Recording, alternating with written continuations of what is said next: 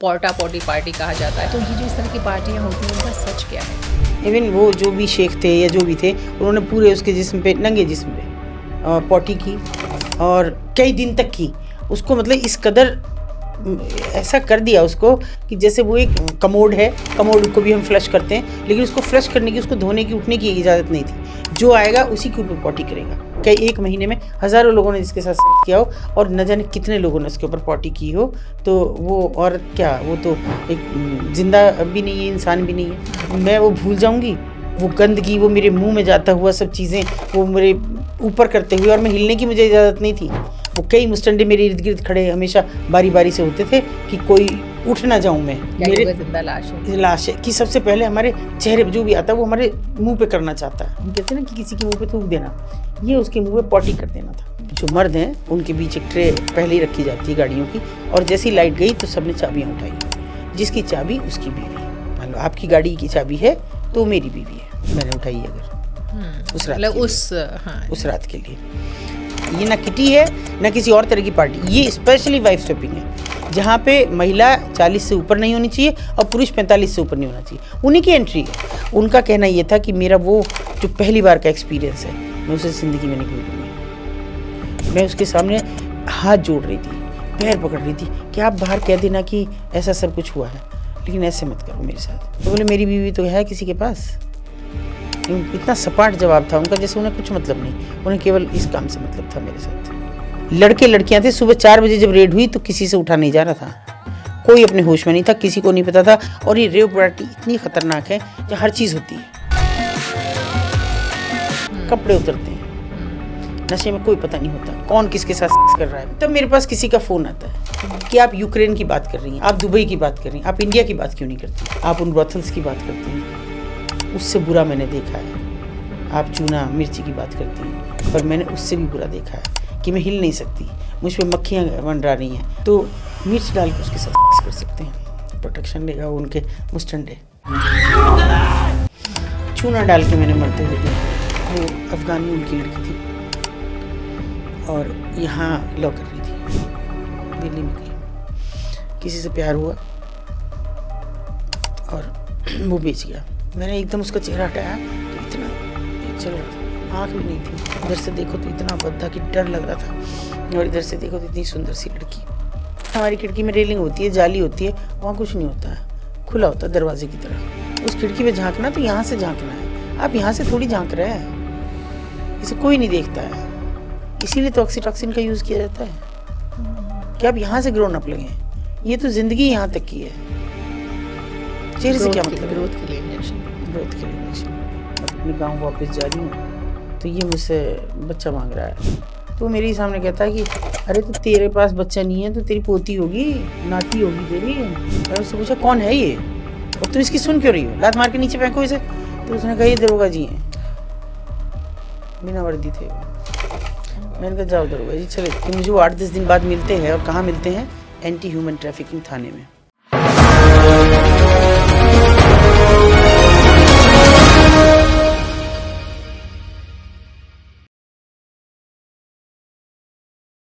आज का हमारा ये पॉडकास्ट कुछ अलग है, अलग इस मायने में कि आज हम समाज के एक ऐसे सच के बारे में बात करेंगे जो अक्सर पर्दे के पीछे छुपा रह जाता है। आज हम बात करेंगे उन पार्टियों की जो कहने के लिए पार्टी हैं, लेकिन इनमें लड़कियों को एक सेक्स ऑब्जेक्ट बनाया जाता है। उनके साथ जितना घिनौना उनके साथ कर्म किया जा सकता है, काम किया जा सकता है, वो सब कुछ किया जाता है। ये पार्टियाँ सिर्फ दुबई जैसे शहरों में नहीं होती, बल्कि ये हमारे देश में भी होती हैं। कभी इन पार्टियों को नाम दिया जाता है पोर्टा पोटी पार्टी, और कभी कभी तो वाइफ स्वैपिंग जैसी पार्टियां भी होती हैं, हालांकि ऑफिशियल नाम उनका कुछ और हो सकता है। मेरी आपसे रिक्वेस्ट है कि हमारे इस पॉडकास्ट को आप पूरा सुनिएगा, ताकि समाज का ये घिनौना सच आप सुन पाएँ। अगर आप में हिम्मत है तो आप पूरा पॉडकास्ट सुन पाएंगे, और अगर आप ये पूरा पॉडकास्ट सुन पाते हैं, आपको पसंद आता है, तो आप हमारे वीडियो को प्लीज़ लाइक कीजिएगा, सब्सक्राइब कीजिएगा हमारे चैनल को। और ये जो हमारी बातचीत है, इसके लिए आज हम अपने स्टूडियो में बुलाया है एक बेहद ख़ास मेहमान को, अतुल शर्मा जी को, जो कि पिछले 32 सालों से समाज का उस तबके की महिलाओं को सामने ला रही हैं जिनके बारे में हम लोग बात भी नहीं करते। सबसे पहले तो मैम बताइए, अभी रिसेंटली एक ट्रेंड तो नहीं कह सकते, लेकिन एक खबर थी जो सोशल मीडिया पे भी चर्चा में रही, इनफैक्ट खबरों में भी चर्चा में रही। वो खबर ये थी कि एक मॉडल थी जिसको कि दुबई की एक पार्टी, जिसे कि पोर्टा पोटी पार्टी कहा जाता है, उसमें बुलाया गया और फिर उसके साथ बेहद अमानवीय बर्ताव हुआ और वो इस कंडीशन में मिली जिसकी कि कल्पना भी करना मुश्किल है। कह सकते हैं कि सोचने भर से हमारी रूह कांप जाती है। तो ये जो इस तरह की पार्टियां होती हैं, इनका सच क्या है? देखिए, मैंने भी धीरे धीरे ये चर्चा सुनी और किसी पॉडकास्ट में इसका जिक्र किया, जिसमें क्या है कि मुझे पता ही नहीं था ठीक से, जी। और यूक्रेन की किसी मॉडल के साथ इतना ज़्यादा ज़्यादती हुई कि उसके बाद उसको पूरा, मतलब इवन वो जो भी शेख थे या जो भी थे, उन्होंने पूरे उसके जिस्म पे, नंगे जिस्म पे पॉटी की और कई दिन तक की उसको, मतलब इस कदर ऐसा कर दिया उसको कि जैसे वो एक कमोड है, कमोड को भी हम फ्लश करते हैं, लेकिन उसको फ्लश करने की, उसको धोने की, उठने की इजाज़त नहीं थी। जो आएगा उसी के ऊपर पॉटी करेगा और फिर उसको बाहर फेंक दिया गया, उसी हालात में उसको बाहर फेंक दिया गया। इसका मैंने जिक्र जब किसी पॉडकास्ट में किया कि ऐसा हुआ है तो कैसे हुआ है और क्यों नहीं लोगों ने आवाज़ उठाई, तो तब मेरे पास किसी का फ़ोन आता है कि आप यूक्रेन की बात कर रही हैं, आप दुबई की बात कर रही हैं, आप इंडिया की बात क्यों नहीं करती? तो मैंने कहा आप कौन बोल रही हैं? तो कहा मैं कोई भी हूँ, लेकिन आप समझ लीजिए ये मेरे साथ हुआ है। क्या बात कर रहे हैं? मैंने कहा आप इंडिया से हैं? कोई भाषा से नहीं लग रहा। और उससे ख़राब बात उन्होंने क्या कही, मतलब चौंकाने वाली मेरे लिए, कि आप अपने पॉडकास्ट में बताती हैं कि आप कहाँ से हैं, तो आप समझ लीजिए कि मैं वहाँ से हूँ। ओह माय मैंने कहा गॉड। मेरे शहर से? कि बोले ज़रूरी है कि मैं आपके शहर से हूँ? ये भी तो हो सकता है कि मैं आपके इर्द गिर्द के शहर से हूँ। और मैंने भी एक शौक़ पाला कि मुझे मॉडल बनना था, और उससे ख़राब बात मैंने ये की कि मैंने अपने माँ बाप को विश्वास में भी नहीं लिया और मैं किसी के साथ कहने से चली आई मुंबई कि वहाँ मॉडल वो मुझे बनाएगा। और फिर देखिए वहाँ से चल के मैं आई दुबई। आप यूक्रेन की मॉडल की बात मत कीजिए, मेरी बात कीजिए। तो मैंने कहा सामने आओगी तो ज़रूर करेंगे। तो बोले क्यों, सब सारी सेक्स वर्कर्स आपके सामने आई हैं क्या? उनको सामने लाई हो आप चैनल पे? मतलब इतनी तल्खी से वो बात कर रही थी कि मैं अंदर तक सिहर गई उसमें। मुझे लगा कि इसने कितना सहा होगा कि ये ठीक से उस बात को कहना भी नहीं चाह रही है। मतलब इतना अंदर से वो क्रोधित थी या इतना हद से ज़्यादा वो तकलीफ़ में थी कि उसने कहा क्यों सुनना चाहती हो? क्यों मुझे देखना चाहती हो? मेरी बदहाली को देखना चाहती हो? मैं आज एक बदसूरत कम अक्ल औरत हूँ इस समय, ऐसे समझ लो। मैंने कहा आवाज़ से तो तुम औरत जैसे नहीं लग रही हो। तो उसने कहा तो क्या है जिसके साथ दिन भर में हज़ारों लोगों ने मतलब कई एक महीने में हज़ारों लोगों ने जिसके साथ सेक्स किया हो और न जाने कितने लोगों ने उसके ऊपर पॉटी की हो, तो वो औरत क्या, वो तो एक जिंदा भी नहीं है, इंसान भी नहीं है। तो मैं ना औरत हूँ ना मैं लड़की हूँ, मैं एक मरी हुई औरत आपसे बात कर रही हूँ, मरी जिंदा हुई एक स्त्री, लाश और पढ़ी लिखी लड़की थी। हमने कहा जो आपकी लैंग्वेज है उससे तो बेटा ये लगता है कि आप अच्छे खासे पढ़े लिखे हो, जो बीत गया उसे छोड़ दो और नई ज़िंदगी की शुरुआत करो। आप आओ तो कुछ ना कुछ करेंगे ज़रूर।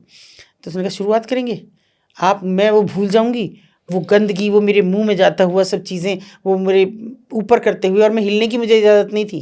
वो कई मुस्टंडे मेरे इर्द गिर्द खड़े हमेशा बारी बारी से होते थे कि कोई उठ ना जाऊं मैं। पर ये इतना घिनौनापन क्यों?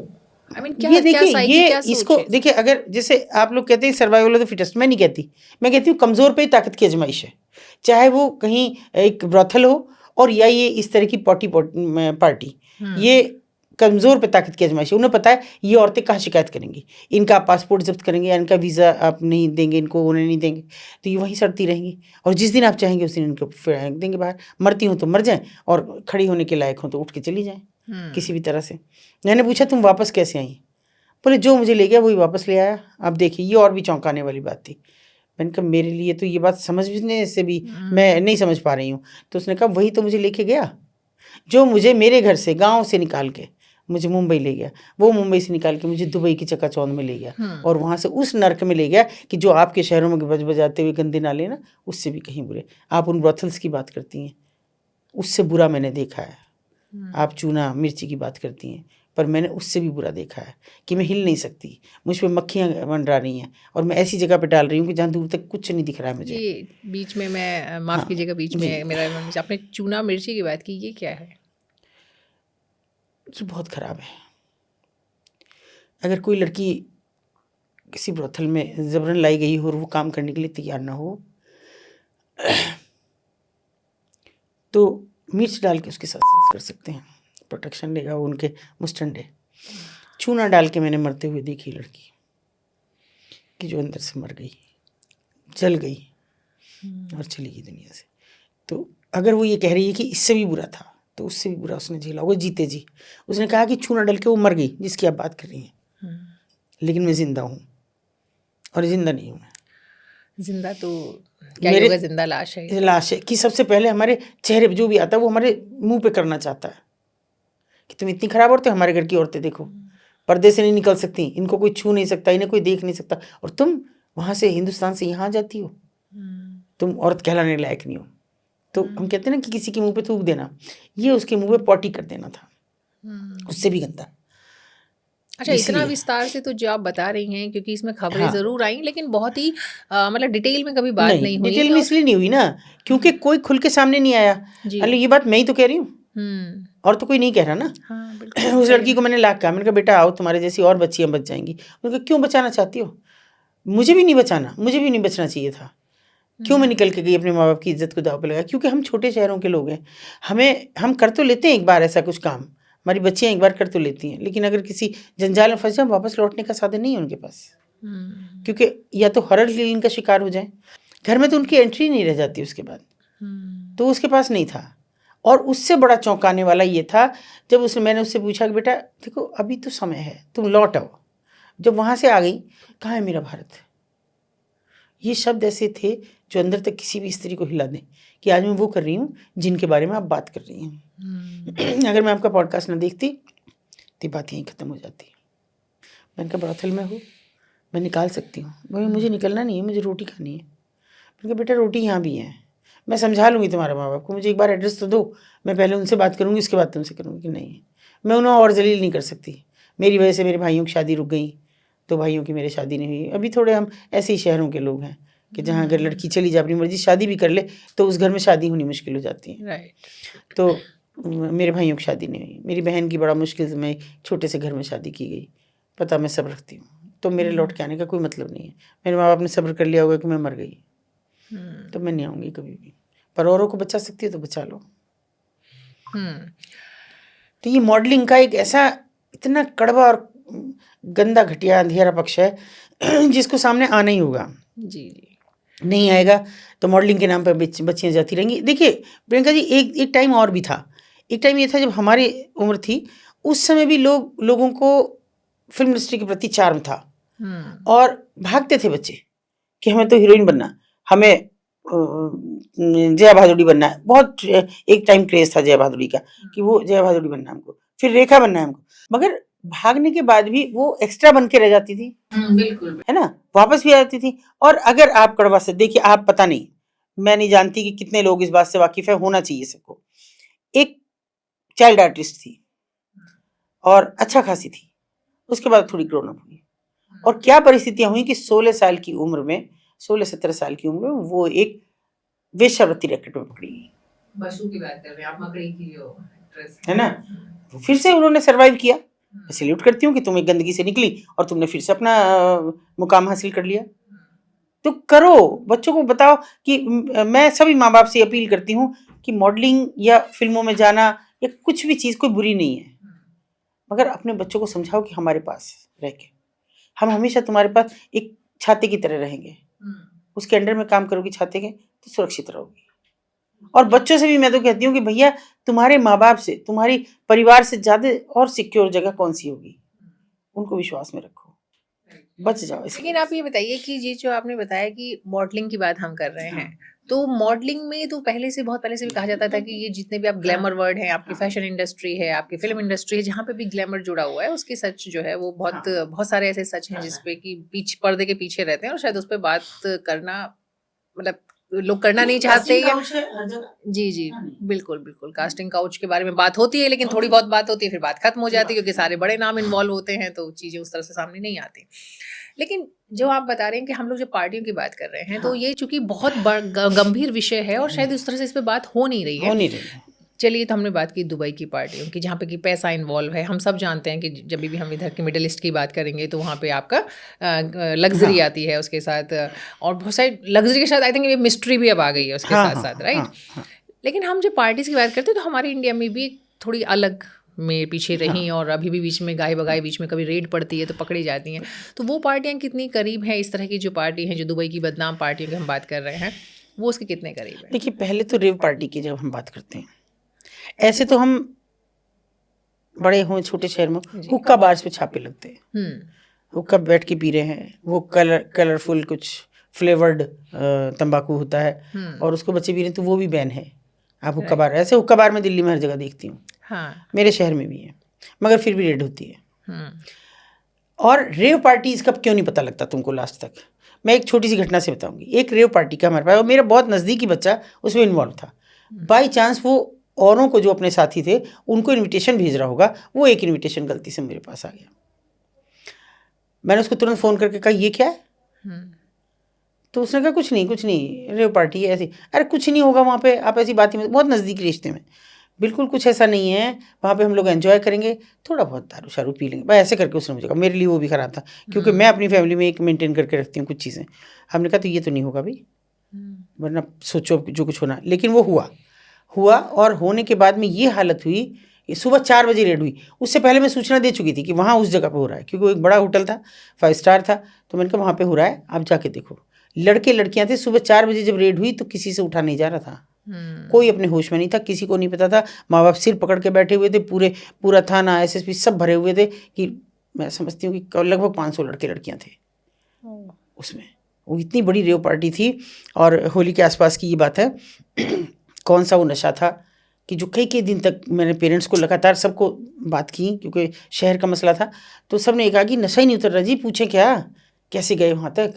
मैं किसी और से क्या कहूँ, मैं तो उस बच्चे को नहीं समझ पा रही कि जिसका गलती समझ पे आ गया और मैं कुछ नहीं रोक पाई।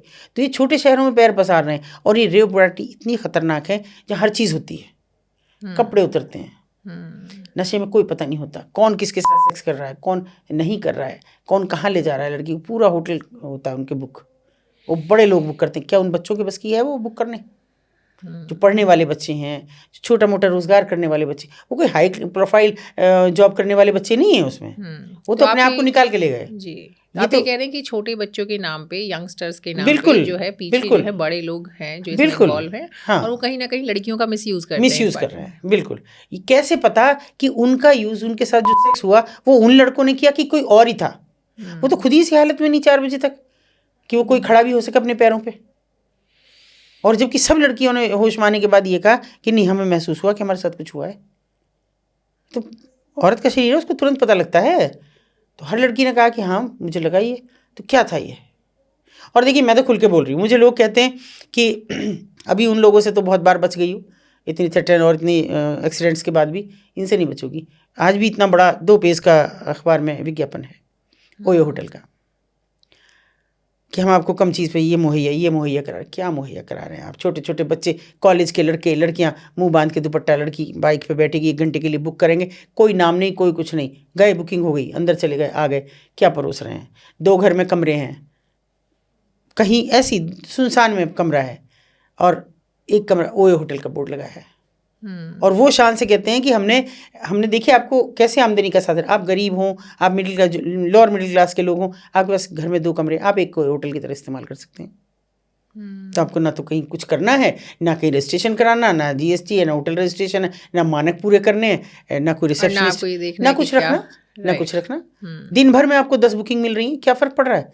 आप मर्जी से मांगते हैं, आप 2000 में भी कर सकते हैं बुक 1 घंटे के लिए, 1000 में भी, बार्गेनिंग होती है तो 500 में भी कर सकते हैं। आपको इससे कोई फ़र्क नहीं पड़ता। आप कॉलेज के लड़के लड़कियों को ख़राब कर रहे हैं। आप कहीं बाहर से तो आए नहीं, आप बाइक से आ रहे हैं, लोकल हैं आप। लोग शिकायत करते हैं। किसी महिला ने मुझे फ़ोन किया कि मैडम मेरे तो बिल्कुल घर के सामने है और मेरे घर में बच्ची है, जवान बच्चा भी है। तो हमने कहा सारे भगत सिंह मेरे घर पैदा होंगे? उठो, खड़े हो ना, विरोध करो, मैं तुम्हारे साथ हूँ। पर करना नहीं चाहते लोग। घूम फिर के, मैं कह रही हूँ, कलकत्ता से मुझे कल फ़ोन आया, मैडम मेरे घर के आसपास ही हो रहा। मुझे हैरानी होती है कि आप क्यों नहीं विरोध कर सकते? आप जान रहे हैं चीज़ को, विरोध करना शुरू तो करो, एक सुर तो लगाओ, तो देखो कैसे सुर में सुर मिलता है। लेकिन आप ये बताइए कि तो आपके लिए भी खतरा है। आप कह रही हैं कि आप नाम ले रही हैं बाकायदा। हाँ, मैं तो लेती हूँ भैया ओयो रूम्स का, तो मतलब ये हो गया कि हम एक पर्टिकुलर होटल की बात कर रहे हैं। मैं बात कर रही हूँ। पीछे तो पर्दे के पीछे बहुत लोग बात करते हैं, लेकिन खुल के सिर्फ नहीं, मैं खुल के करती हूँ। मैं इसलिए कर रही हूँ कि उनके कान तक जाए ये बात, वो समझें कि हो सकता है मिसयूज हो रहा हो आपका। नहीं पता तो होगा, पता क्यों नहीं होगा भाई? नाम लिखने, किसी का, मेरा कोई संकल्प का नाम लिखने लगे और मुझे कोई बता दे वहाँ लिखा, तो मैं पूछूंगी भाई तुमने मुझसे क्या इसका कोई परमिशन ली है कि मेरी संस्था का नाम लिखो? तुम क्यों नहीं पूछ रहे हो? दूर दराज में नहर, मेरा शहर नदियों से नहर से घिरा हुआ है, नहर के किनारे पे एक नीचे ट्यूबवेल है, ऊपर ओयो। गजब है, वहां कौन जाता है भाई? एग्जैक्टली। कौन रुकने जाएगा एक कमरे में?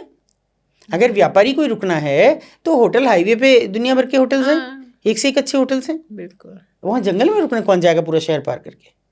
शमशान है उसके बराबर में, नीचे एक कमरा, एक ऊपर है, और वो ओयो होटल है। और एक बड़ी बात और है, खाली ओयो लिखा है लेकिन नीचे कुछ और होता है, कहीं नीलकमल, भगीरथी, कुछ और भी लिखा रहता है। तो आप किस रास्ते पे? देखिए, असलियत तो ये है प्रियंका जी कि ये, मैं कहती हूँ मेरा देश, आपका देश, ये पूजनीय था सबके लिए, और आज ही सेक्स इंडस्ट्री बन रहा है। अभी तक आप दूसरी इंडस्ट्रीज की बात कर रहे हैं, सबसे राजस्व देने वाला ह्यूमन ट्रैफिकिंग बन रहा है, और उससे ज़्यादा होटल इंडस्ट्री तो पहले से राजस्व देने वाली रही है, लेकिन अभी तो कुछ नहीं करना है, आपको सेक्स प्रोवाइड कराना है और इंडस्ट्री की तरह इस्तेमाल कर लेना है। जी, चलिए, तो बड़ा बहुत ही मतलब डीप टॉपिक है, तो इस पर तो कभी विस्तार से बात करेंगे। लेकिन हम लौटने अपने जो टॉपिक हमारा था पार्टियों का, जो इस तरह की पार्टियां होती हैं, चाहे हम लोग जो अभी बात कर रहे थे, पोर्टा पोटी पार्टी की बात करें, दुबई की बात करें, चाहे अपने इंडिया की बात करें, और जो इंडिया में जो हम लोग रेव पार्टीज़ की बात हुई, प्लस कुछ और पार्टीज़ भी आजकल होती है फैशन के नाम पर ना, बड़ा मतलब नाम कुछ भी रख देते हैं, बट कुल मिला के पार्टी होती हैं और मकसद एक ही होता है। तो इस तरह की पार्टी में जो लड़कियां इन्वॉल्व होती हैं, क्या वो कॉलेज गोअर्स लड़कियां जो होती हैं, जो घर से आई हुई हैं, बाहर पढ़ने के लिए हॉस्टल में रह रही हैं, वो शामिल होती हैं? रेव पार्टीज में तो बिल्कुल बिल्कुल जो घर से बाहर रहने आई, 99% वो बच्चे हैं इनमें, लड़के या लड़कियां, जो घर से बाहर हैं। मुझे ये बात समझ नहीं आती। जब मेरा शहर भी एजुकेशन हब है, आपका शहर भी एजुकेशन हब है, फिर हमारे बच्चे क्यों साउथ में पढ़ने जाएंगे? साउथ का बच्चा हमारे यहाँ पढ़ने आ रहा है, वो तो हमारे यहाँ अपनी विद्वता ढूंढ रहे हैं, और हमारे बच्चे दूसरी जगह ढूंढने जा रहे हैं। मुझे समझ नहीं आया। आप एज अ पेरेंट ये मानती हैं कि आप जितना हो सके अपनी फैमिली के साथ रहिए, पढ़िए। क्या आज भी देखिए, मुझे गर्व है अपने गांव देहात पे कि जहाँ 99% बच्चे अगर खेल इंडस्ट्री में जा रहे हैं तो वेस्टर्न यूपी के, हरियाणा के लड़कियां भी जो गन्ने से अभ्यास करके और गोल्ड मेडल दिला रही है देश को, तो वो प्रियंका जैसी बच्चियां, है ना, मैं उनकी बात कर रही हूँ। तो आप दूसरी जगह क्या लेने जा रहे हैं? क्यों भेज रहे हैं? ये बस एक शान आपने बना लिया, एक ये है और है, अरे उसका बच्चा वहाँ पढ़ रहा है, मेरा भी वहाँ पढ़ेगा। किसी को इंडिया की हम बात क्या करें, मतलब आप फॉरेन में आप देखिए ना, जितने बच्चे पिछले 5 साल में इंडिया से, जितने, चाहे किसी को कुछ नहीं करना, घर आके पिताजी का बिजनेस संभालना है, लेकिन बाहर से पढ़ के आएगा, विदेश में जाना है। अभी मुझसे एक बच्ची कह रही है कि मुझे तो अब विदेश जाना है बस, इसके बाद में 12th के बाद में। हमने कहा कैसे जाओगी, क्या कर रही हो? तुम्हारे तो 12th में भी ढंग से नंबर नहीं आने के, उनको तो दिख रहा है तुम कितनी पढ़ने लिखने वाली हो। हाँ, जाना है तो अपने बूते पे जाओ।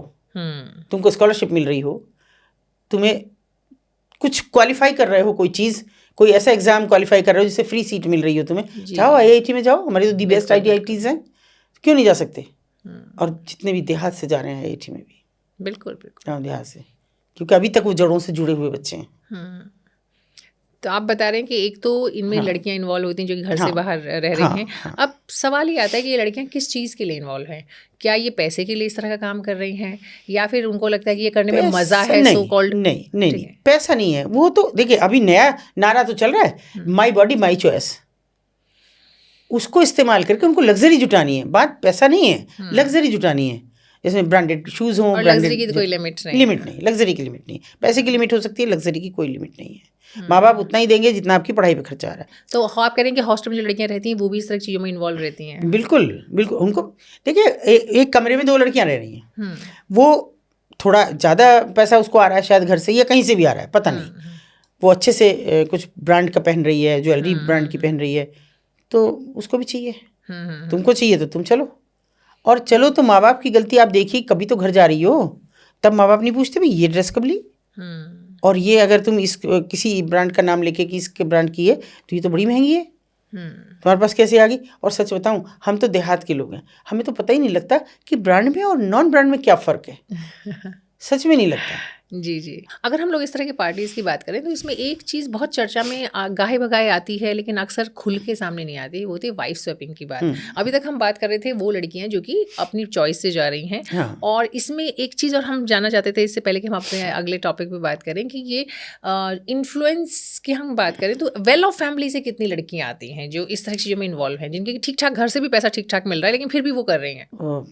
उसमें जो जी। रेव पार्टीज जैसी हाँ, जगहों रेव में पार्टीज कह या लीजिए या आमतौर इनडायरेक्टली पे आप my body my ji, choice जी, में आ रही बिल्कुल, हैं। बिल्कुल। नहीं देखिए, वो अच्छे घरों की तो हैं जो बाहर जा रही हैं, हुँ, वो वेल सेटल्ड लोग हैं। वरना आम आदमी की बस की तो नहीं है कि भाई मैं अपने को पढ़ाने हैदराबाद भेजूं और वहाँ पे भेजूं, और मेरे पास पैसा तो है नहीं इतना, हुँ, तो उनकी तो वहीं रह जाती हैं। वो अपना खेल में कैरियर बनाएंगी। और इससे भी बढ़िया बात यह है कि IAS IPS भी बन रहे हैं, तो वो भी वही बच्चे बन रहे हैं जो गांव देहात की गलियों में खेल के बड़े होके बन रहे। ये नहीं बन रहे हैं जो ये पढ़ पढ़ के आ रहे हैं कहाँ कहाँ से। आपने फिर धक्के खाते देख रही हूँ मैं कि बीटेक एमटेक कर लिया जी, जॉब नहीं लगी अभी तक, तो ये माँ बाप को दिखता नहीं है। ये वो लोग हैं जिनके पास पैसा है, पैसे का इस्तेमाल करके किसी भी बड़ी यूनिवर्सिटी में एडमिशन करा सकते हैं, और इन लोगों ने शिक्षा का बाजारीकरण कर दिया है जी। और उसके साथ ही अपने बच्चों को ऐसी जगह पे उतार दिया है कि जहाँ से लौट पाना उनके लिए मुश्किल है, बहुत मुश्किल है। बहुत सारे बच्चे मेरी जानकारी में ऐसे हैं कि जिनको मैं लौटा ही नहीं पाई। आप ऐसा कोई केस बताइए हमें जो कि आपको लगता है कि आपने देखा और इस तरह कोई अनुभव रहा उस लड़की का, और जब वो अपनी घर वालों के सामने आई तो वो घर वालों को भी मतलब पहचाना, या कोई ऐसा मोमेंट हुआ कि भाई वो उसका कोई नोन उसके पास पहुंचा और उन्हें लगा कि यार ये कि लड़की कैसे हो सकती है इस चीज़ में इन्वॉल्व, इस तरह कोई केस? देखिए, बच्ची मैं अगर उसकी बात करूं, ये तो ऐसी कुछ लड़कियां ऐसी बहुत सारी, एक नहीं, आप मेरे पास ऐसे सैकड़ों उदाहरण हैं जो बच्चियां मेरे पास आई मेरे शहर की। मैं तो अपने शहर की बात कर रही हूँ कि जहाँ मैं इतना छोटा शहर की बात इसलिए कर रही हूँ क्योंकि जब इतने छोटे शहर में पैर पसार रखे हैं जहाँ एक दूसरे को लोग बाई फेस जानते हैं, राइट, है ना, चेहरे से भी पहचान लेंगे, अरे तुम उसकी लड़की तो नहीं हो। तो वहाँ पे अगर बच्चियाँ इस रैकेट में फंस रही हैं, अभी देखिए एक बच्ची मेरे पास आती है और वो आती है इंटर्नशिप के लिए। मेरे पास इंटर्नशिप के बहुत बच्चे आते हैं, तो नॉर्मली उससे बात होती है। आपके NGO में इंटर्नशिप? हाँ हाँ, एनजीओ इंटर्नशिप के लिए आते हैं, अलग अलग जगह, सिम्बोसिस और ऐसे बड़े अच्छे प्रतिष्ठान से आते हैं लोग। तो ठीक लड़की थी, अच्छे से थी, लेकिन मुझे कभी हमेशा लगता है उसकी आंखों से कि कुछ कहना चाहती है, पर जो नहीं कहना चाह रही अपने इस सब अलग से। मैं कम टाइम दे पाती हूँ इंटर्न्स को, ज़्यादातर लोग दूसरे कर लेते हैं। तो एक दिन मैंने उससे पूछा कि तुम कुछ कहना चाहती हो पर कह नहीं पाती हो, तो नहीं बात करनी है मुझे। कहाँ बताओ। अलग से हमने उससे बात की तो उसने कहा कि मेरा किसी के साथ अफेयर है। अच्छी बात है, घर वाले नहीं तैयार है, मैं बात करती हूँ। बोला नहीं, घर वालों से तो बात ही नहीं करनी है। अब उसने मुझे छोड़ दिया है। अच्छा, मैंने कहा फिर, कि अब मैं क्या बताऊँ कि मेरा उसके भाई से अफेयर हो गया। ऐसे कैसे अफेयर हो जाते हैं भाई? हो जाते होंगे आज के ज़माने में। हमने सोचा भाई आज का शायद दिल भी मॉडर्न हुए जा रहे हैं, हमें तो नहीं लगता कि ऐसे होता है, पर चलो ठीक है। फिर अब क्या दिक्कत है? फिर बाईकास्ट हमारा नहीं है तो मेरे घर वाले तैयार नहीं होंगे। मैंने कहा तुम वो छोड़ो, बस ये बताओ कैरियर क्या है उसका, आगे क्या करना चाहता है और अब क्या कर रहा है। तो जो उसने बताया मुझे सुन के शर्म आई, वो प्लम्बर था। बोली नहीं नहीं आप ऐसे मत वो हो समझो प्लम्बर को, वो ना दिल्ली में करता है, और दिल्ली में प्लम्बर को अगर आप कॉल भी कर रहे हैं किसी भी ऐसे उसको, वो 500 रुपये तो आपके आने के चार्ज करता है, फिर जो आगे लगेगा वो अलग है। अच्छा, मैंने कहा चलो उसको 500 रुपये 5 या 15,000 रुपये में दिल्ली में गुजारा कर लो। बोले मैं भी तो करूँगी काम। मुझे नहीं समझ में आ रही थी कि तुम क्या कहना चाहती हो। फिर भी मैंने पूछा कि और बताओ, और बड़ी अच्छी फैमिली से, मतलब गवर्नमेंट जॉब में फादर और बहुत अच्छी जगह से। बोली नहीं मुझे नहीं समझा। और देखिए 15 दिन बीते नहीं, इंटर्नशिप 6 महीने की भी हमारे यहाँ बच्चे आते हैं, 15 दिन बीते नहीं थे कि उसको किसी से अफेयर हो गया, मेरी किसी वॉलंटियर से। अब मैंने कहा ये क्या, मुझे एहसास हो रहा था, मुझे मेरे साथी भी कह रहे थे कि भी कुछ ठीक नहीं चल रहा, आप 1-2 बार इन बच्चों को थोड़ा सा देखो। 30-30, 40-40 बच्चे हो जाते हैं तो मुश्किल सी थोड़ी हो जाती है। तो मैंने कहा भाई हटो किस किस का अफेयर आपस में चल गया जरा बताओ, तो मैं घर वालों को बुलाऊं, एक मीटिंग हो जाए, सबकी गेट टुगेदर हो जाएगी, शादी वादी यहीं करा देंगे।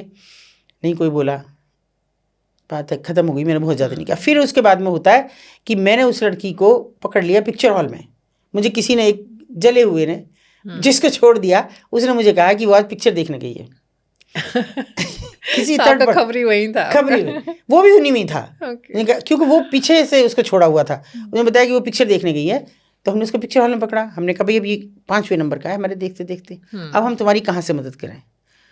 तो ये देखिए 14 साल की उम्र में एक बिल्कुल डिफर बात आपसे कर रही हूँ। 14 साल की उम्र में उस लड़की के साथ रेप हुआ, मर्जी से। मैं उसे रेप कहूँगी क्योंकि वो बच्ची बालिग नहीं थी। मर्जी से उसके साथ रिश्ता बना मात्र 14 साल की उम्र में, और 15-16 साल की उसमें उसके बेहद नज़दीकी रिश्ते में वो आदमी उसको शोषण करता रहा। ये शोषण ही है, बच्चा जो नहीं जानता है, और उसके लिए ये एक अलग तरह का प्लेजर था, तो वो उसमें लगी रही उसके साथ में। और जब वहाँ से उसने छोड़ा उसको, कि वो तो छोड़ता है अल्टीमेटली, कोई बहुत नज़दीक का रिश्ता था, तो वो जाके उस लड़के के साथ इन्वॉल्व, उसको सिवा सेक्स के कुछ नहीं दिख रहा था लड़की को, जो मुझे फिर उसके साथ लगातार काउंसलिंग में और दूसरी चीज़ों में पता लगा। तब जाके पता लगता है कि वो रेव पार्टीज़ में भी शामिल होती है, उसे कोई भी कॉल पे बुलाता है वो कॉल पे भी जाती है। मैंने अपना सिर पीट लिया, मुझे समझ ही नहीं आ रहा था कि मैं इसे 6 महीने की इंटर्नशिप कैसे कराऊंगी। और सच्चाई ये है कि वो लड़की आज भी दिल्ली में, मैंने अभी कल किसी से मैं पूछ रही थी, भाई उसका कुछ अता पता है? बोले दिल्ली में कहीं कुछ हाई प्रोफाइल है। देखिए, तो ये वो हैं जो छोटे शहर के छोटे जगहों के बच्चे हैं, जिनकी फैमिली अपने चीज़ों को लेकर चलती है, लेकिन बच्चे को आगे बढ़ाने का रास्ता देखना चाहती है। पर ये बताइए कि इस तरह की चीज़ जब कभी पेरेंट्स के सामने आती है, रिश्तेदारों के सामने आती है, तब उनका रिएक्शन कैसे होता है? देखिए, पहला तो बहुत ख़राब होता है। मैं अगर इसके पेरेंट्स की बात करूँ, हमने बात की, तो लगभग धक्का मारने तक की हमारी स्थिति थी। वो हमें उठाएं और बाहर फेंक दें। मानते नहीं हैं? नहीं मानते, ऐसा हो ही नहीं सकता। हमने बहुत चीज़ों के सबूत दिए, मतलब इवन हमने अबॉर्शन तक के सबूत दिए कि देखो बच्चे को, हम उसको बदनाम नहीं करना चाहते, हम चाहते रोक लो किसी भी तरह। और वो उस जगह पे पहुंच चुकी है कि उसको किसी के साथ ना सेक्स करना है बस, और उसको प्यार मोहब्बत इस सब चीज़ से उसका कोई वास्ता नहीं रहा। और फिर हमें बचपन की बात याद आती है कि कभी कभी दबी ढकी ज़बान से सुनते थे कि मदर बात कर रही हैं, और कि कच्ची उम्र में अगर बच्ची के साथ ऐसा हो जाए तो वो खुद को कंट्रोल नहीं कर पाती है। और ये फैक्ट मुझे उस समय लगा कि वाकई ये सच्चाई है। तो पेरेंट्स को भी ये ध्यान बहुत ज़रूरी देना है, क्योंकि हम अब उस हिंदुस्तान में नहीं रह रहे हैं। अब हम उस हिंदुस्तान में रह रहे हैं कि जहाँ सेक्स को, अगर मैं माइक से बात कर रही हूँ, मंच पे बात कर रही हूँ, तो इसका मतलब सेक्स पे बात करना कोई बहुत बड़ी बात नहीं रह गई है। हाँ, क्योंकि हमारे बच्चे उस तरफ बढ़ चले हैं। अगर उनको रोकना है तो माँ बाप को इसमें सचेत होना पड़ेगा, वरना ना रेव पार्टी रुकेंगी, ना वाइफ स्वैपिंग रुकेंगी, ना जिगोलोज रुकेंगे। सब चीज़ होंगी। ये कहाँ से आई ये सब चीज़ें? हमारे बीच से उठ के आई ना। लोग कहते हैं कि ऐसा नहीं है, अगर नहीं है तो चर्चा क्यों है, कहाँ से जिक्र है? तो अभी तक हर तरह का, चाहे हम लोग सेक्स वर्कर्स की बात करें, चाहे इस तरह की जो आप बता रहे पार्टी में शामिल लड़कियां होती हैं जिनके साथ भी कुछ खराब हो रहा है, आप उन सब के साथ इन्वॉल्व हैं और आपने कोशिश की है कि उनको आप वहाँ से निकाल करके मुख्य धारा मेन स्ट्रीम में ला सकें। ऐसा कोई एक किस्सा आप हमें बताइए जो कि आपको लगा कि जिसे करने के बाद, मतलब आप पहले तो उसे एक्सेप्ट ही नहीं कर पाए कि ऐसा भी किसी के साथ हो सकता है, और फिर आपको मतलब कहते हैं ना कि अंदर तक हिला के रख दिया? देखिए, पहले मुझे ना वाइफ स्वैपिंग में नहीं जानती थी, मैं सच कह रही हूँ, भगवान को साक्षी मान कहती हूँ, मुझे नहीं पता वाइफ स्वैपिंग जैसी कोई चीज़ होती है। मुझे इसका अर्थ भी नहीं पता था क्या है वाइफ स्वैपिंग। लोग चर्चा तो करते थे कि वाइफ स्वैपिंग भी होती है, किसी को भी खुद नहीं पता। पार्टियों का हिस्सा यूजुअली होती होगी, यूजुअली यही। हाँ बिल्कुल।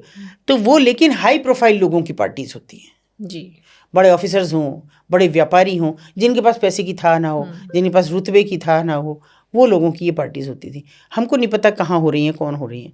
जिक्र आया कि एक दिन अखबार में छपा कि वाइफ स्वैपिंग हो रही थी, ये नहीं समझ में आया तब भी।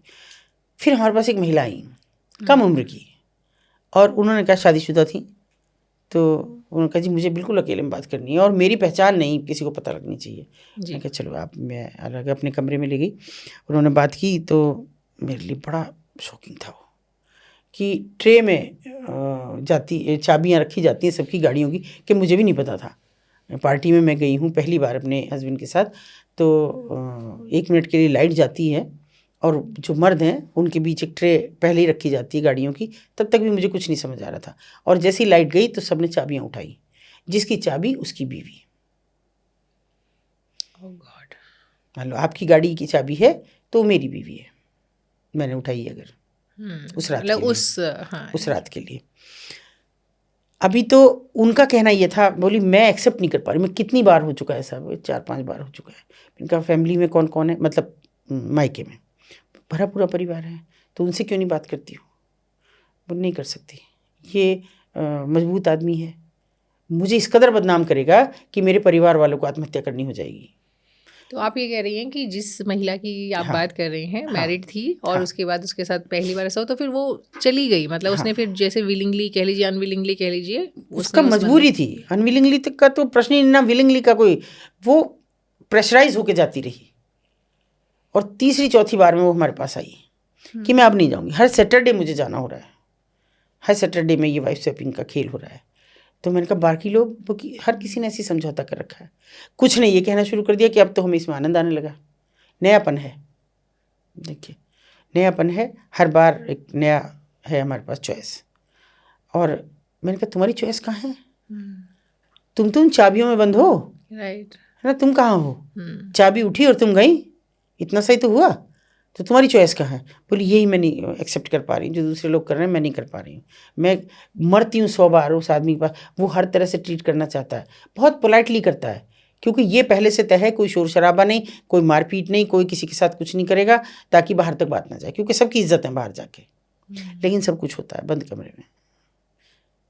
तो और उसने तो बहुत ही खुले तरीके से मुझे कहा कि मैं कैसे उतारती हूँ कपड़े, समझ सकती हैं आप। जो धरोहर मेरे पति की या मेरी अपनी इज्जत थी जो, वो सब खत्म है, अब मैं जीने लायक नहीं हूँ, मर जाना चाहिए था। बोली मुझे बस ये लगा कि मेरे माँ बाप जीते जी मर जाएंगे, ये मुझे बदनाम करके कहेगा कि क्या कमी थी। और फिर मैम आत्महत्या तो सॉल्यूशन नहीं है, क्योंकि कोई ये कर लेंगे तो बाकी लोग ये उन्होंने भी कहा कि कोई सॉल्यूशन नहीं है, मेरे जैसी तो और भी हैं, बिल्कुल, और आती रहेंगी, कैसे खत्म हो। ये सवाल मेरे पास, इसका जवाब मेरे पास नहीं था। ये जो घटना ये कहाँ की है, किस शहर की? मेरठ जैसे शहर? मैं मेरठ जैसे शहर की बात कर रही हूँ।